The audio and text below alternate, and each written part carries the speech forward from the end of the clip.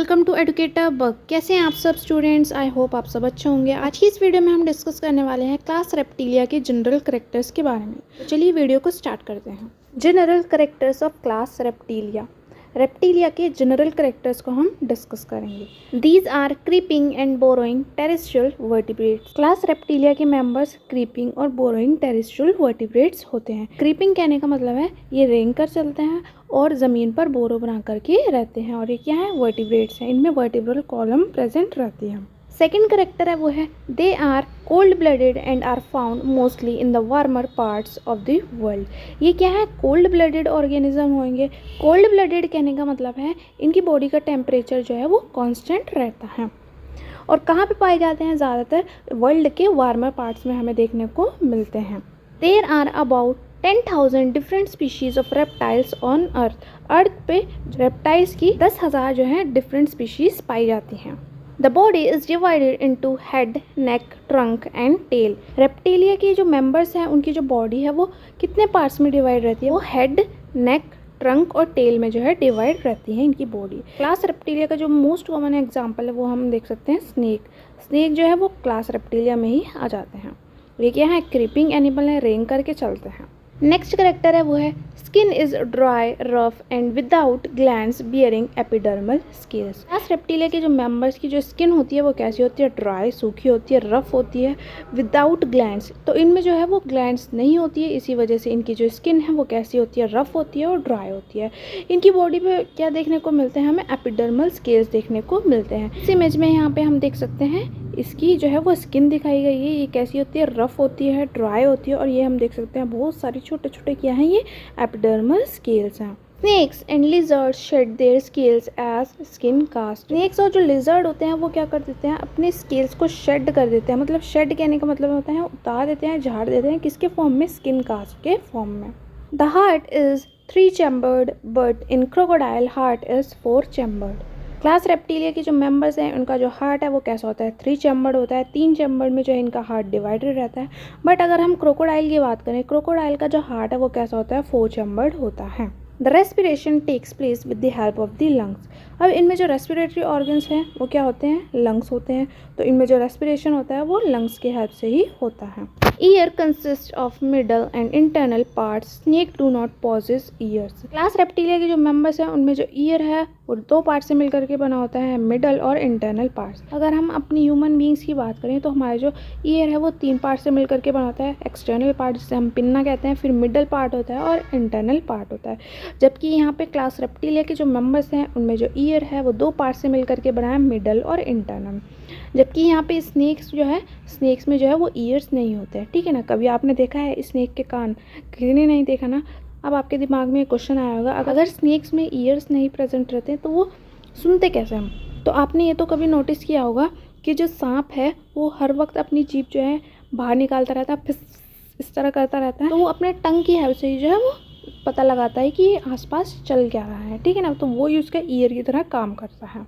Next character है वो है लिम्स मे और मे नॉट बी प्रेजेंट। यहाँ पे इट नहीं है, ये इफ़ है। आप इसको करेक्ट कर लेंगे। If they have limbs they are 2 pairs of pentadactyl limbs each bearing close.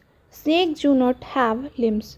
अगर हम क्लास रेप्टिलिया की बात करें, क्लास रेप्टिलिया के जो मेंबर्स हैं उनमें जो लिम्स हैं, पैर उनके प्रेजेंट भी हो सकते हैं, नहीं भी प्रेजेंट हो सकते हैं। जैसे कि अगर हम यहाँ पे बात करें लिजर्ड में, क्रोकोडाइल में, टर्टल्स में, हम देख सकते हैं इनमें लिम्स प्रेजेंट रहते हैं। जबकि स्नेक्स में जो है वो लिम्स नहीं होते हैं, उसमें पैर नहीं होते। तो स्नेक क्या है? वो रेंग करके चलता है।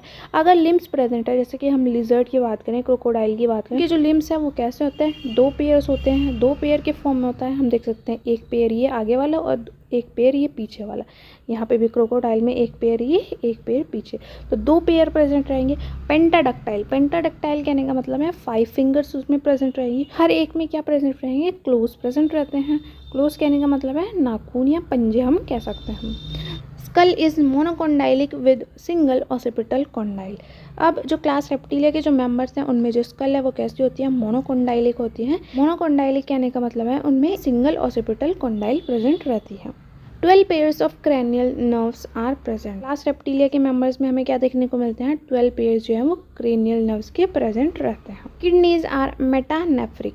यूरिनरी ब्लैडर में be present. Crocodile are ammonotelic, turtles and alligators are ureotelic, lizard and snakes are uricotelic। इनमें जो किडनीज है वो कैसी होती हैं, मेटानेफ्रिक होती हैं। यूरिनरी ब्लैडर जो है वो प्रेजेंट हो भी सकता है या नहीं भी।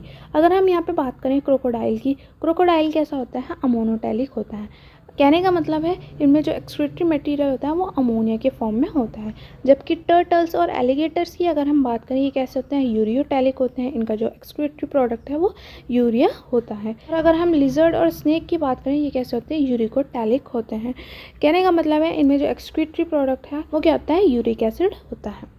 Tortoises feed almost entirely on vegetation. Some turtles are flesh eaters. All other reptiles are carnivorous and insectivorous. अब यहाँ पे बताया गया है कि टॉर्टोइस क्या होता है, वो पूरी तरह से क्या होता है, वेजिटेशन पर डिपेंड रहता है। कहने का मतलब है वो ग्रीन प्लांट्स या फिर वेजिटेबल्स खाता है। जबकि जो कुछ टर्टल्स होते हैं वो फ्लैश ईटर होते हैं, वो फ्लैश खाते हैं। जबकि जितने भी अदर, इनको छोड़ करके जितने भी अदर रेप्टाइल्स होते हैं वो कैसे होते हैं, कार्निवोरस या इंसेक्टिवोरस होते हैं। जैसे कि अगर हम बात करें स्नेक्स की, क्रोकोडाइल्स की, कैसे होते हैं, कार्निवोरस होते हैं।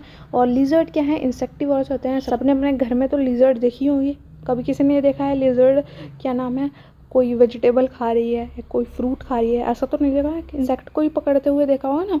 तो लिजर्ड कहती होती है, इंसेक्टिवोरस होती है, ठीक है ना।